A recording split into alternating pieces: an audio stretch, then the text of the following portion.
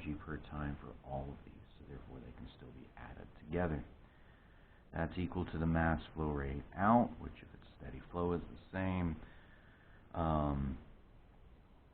times P2 over rho 2 plus alpha 2 V2 squared over 2 plus GZ2, and I have forgot my work out term, so let's add that here, plus the power output plus big E dot loss.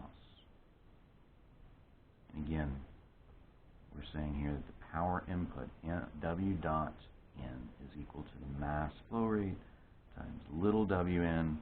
This is work in per unit mass. This is work in per unit time. Okay. We can also work with. We talked about the pressure form.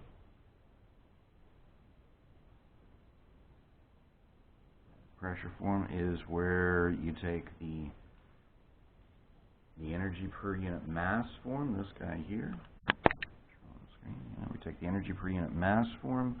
The pressure form is where we, if you multiply every one of these terms here by the density, if it's the same density, every one of these terms, right, if I multiply by density, every one of these terms ends up having units or dimensions of pressure. Right? You can also have what we call the head form.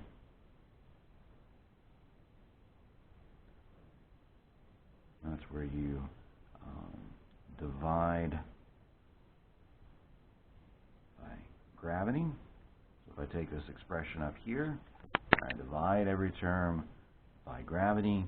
Each one of these terms is going to have dimensions of length. So the head end would be the work per unit mass in divided by gravity. The head loss is the energy per unit mass loss divided by gravity. Right? And I can do that for every single term up here. Divide every one of these by gravity, and I get something that comes out in units of length.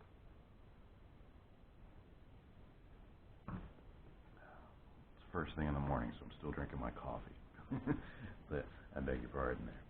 Okay. Let me check my screen again here. Alright. So far, so good.